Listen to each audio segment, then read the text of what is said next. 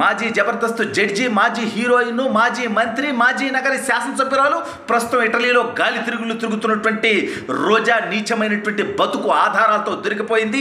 ఈ దెబ్బతో రోజా అరెస్టుకు రంగం సిద్ధమైపోయింది. అసలు రోజా చేసినటువంటి ఆ నీచమైనటువంటి పని ఏంటి, ఇంత నికృష్టపు పని రోజా ఎందుకు చేసింది అనేటువంటిది ఈ వీడియోలో వివరించబోయే ముందుగా ఇప్పటివరకు మన ఛానల్ సబ్స్క్రైబ్ చేయని వాళ్ళు ఖచ్చితంగా సబ్స్క్రైబ్ చేయండి. ఇక విషయానికి వస్తే రోజాది గబ్బునోరు అనేది మనందరికీ తెలుసు. ఎందుకంటే తన బతుకంతా ఎవరిని పడితే వాళ్ళని విమర్శించడం ద్వారానే రాజకీయమైనటువంటి బతుకు పొందినటువంటి విషయం మనకు తెలుసు. అయితే ఈ నీచురాలు తిరుమలని అపవిత్రం చేసే విధంగా తిరుమలలో రాజకీయపరమైనటువంటి వ్యాఖ్యలు చేయడంతో పాటు తిరుమల దర్శనాలు అమ్ముకున్నటువంటి నికృష్టం మనకు తెలుసు. అయితే ఇప్పుడు నేను చెప్పేది అది కాదు.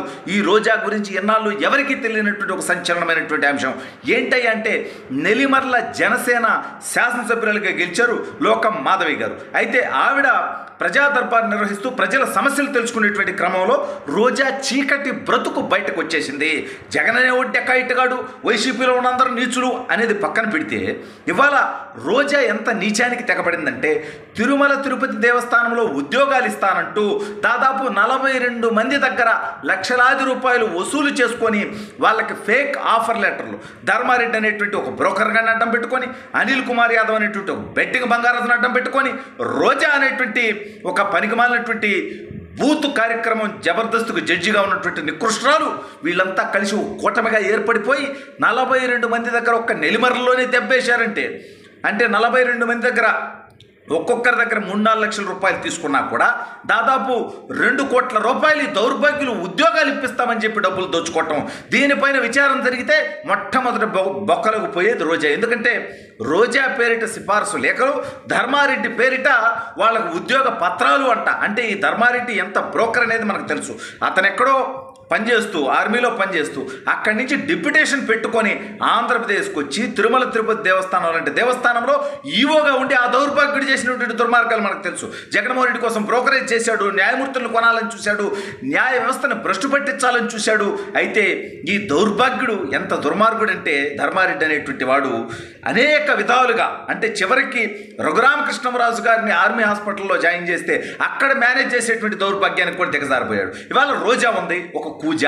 దేనికయ్యా ఒకసారి బహిరంగ సభలో మనం చూసాం, ఉమ్మారెడ్డి వెంకటేశ్వర్లు వచ్చి చంద్రబాబుని తిట్టమన్నాడు జగను అంటే, నీ బతుకు కేవలం చంద్రబాబు నాయుడు గారిని తిట్టడం కోసం, లోకేష్ గారిని అవమానించడం కోసం, పవన్ కళ్యాణ్ గారిని బూతులు మాట్లాడటం కోసం. ఎందుకంటే ఈ రోజా బతుకు చూస్తే చంద్రబాబు నాయుడు గారు 2 సార్లు ఈ రోజాకి బీఫామ్ ఇస్తే 2 సార్లు ఓడిపోయి, ఆ తర్వాత రాజశేఖర రెడ్డి పంచం చేరి, ఆ తర్వాత జగన్మోహన్ రెడ్డి దగ్గర చేరి అక్కడ 2 సార్లు నగరం నుంచి శాసనసభ్యురాలకి గెలిచి అక్కడ భూ దోపిడీలు చేసి, అక్కడ మట్టి దోపిడీ చేసి, అక్కడ 100,000 కోట్ల రూపాయలు దోచుకొని తన అన్నదమ్ముల పేరిట నియోజకవర్గాన్ని అప్పచెప్పేసి ఈ దౌర్భాగ్యాలు చేసినటువంటి తప్పుడు పనులకి, అవినీతి పనులకి, అక్రమాలకి సొంత పార్టీ వాళ్ళు కూడా చీకొట్టి 45,000 ఓట్ల మెజారిటీతో ఓడగొట్టినా సిగ్గు లేకుండా ఇంకా జగన్మోహన్ రెడ్డి భజన చేసుకుంటూ, గతంలో అఖిలప్రియ గారు మంత్రిగా ఉండి చుడీదారు వేసుకుంటే ఒక మగరాయుడిలాగా కనీసం చీరగట్టుకోవట్లేదు, చుడీదారు వేసుకొని తిరిగింది అని చెప్పి అఖిలప్రియ ఒక మహిళ, చిన్న పిల్ల, రోజాతో పోలిస్తే 15 సంవత్సరాలు చిన్నావిడ, ఆవిడని పట్టుకొని కారు కొత్తలు కూసినటువంటి రోజా ఇటలీలో, అంటే ఒక మహిళ కాబట్టి మనం ఎక్కువ మాట్లాడకూడదు,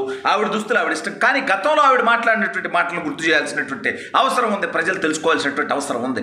చుడీదారు వేసుకుంటేనే మంత్రి గారిని బూతులు తిట్టినటువంటి నువ్వు నీ బతుక్కి మిడ్డీలు, చెట్టీలు, బికినీలు, ఏందా బతుకు? ఎందుకు నికృష్ట బతుకు? నీ ఏజ్ ఏంటి, నీ గేజ్ ఏంటి? సరే నీకు పిల్లలు ఉన్నారు, నీకు కుమార్తె, ఇక వాళ్ళ గురించి మనం మాట్లాడు, ఎందుకంటే మహిళలంటే గౌరవం కాబట్టి నీ కుటుంబంలో ఉన్నటువంటి వాళ్ళ గురించి మేము తప్పుగా మాట్లాడు. నిన్ను కూడా తప్పుగా మాట్లాడట్లా, నువ్వు తప్పుడు కూతలు కూయడం తప్పు రోజే అని మాట్లాడుతున్నావు.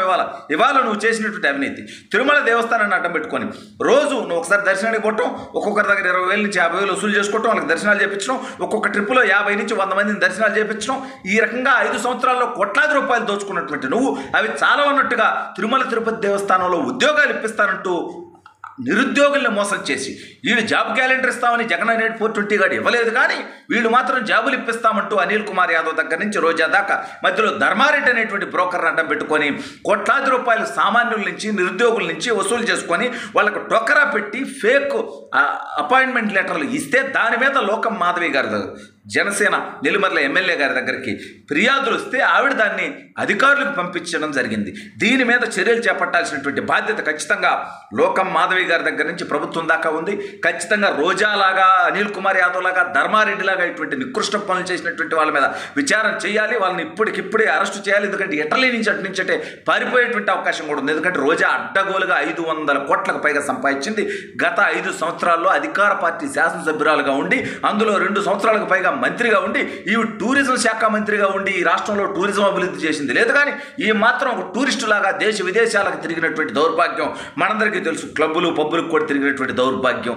ఇక ప్రభుత్వ ఉద్యోగులతో చెప్పులు మోయించినటువంటి నీచత్వం కూడా మనం చూసాం. ఇక ఎస్సీ ఎస్టీలు అంటే చిన్న చూపుతో మాట్లాడినటువంటి మాటలు మనం చూసాం.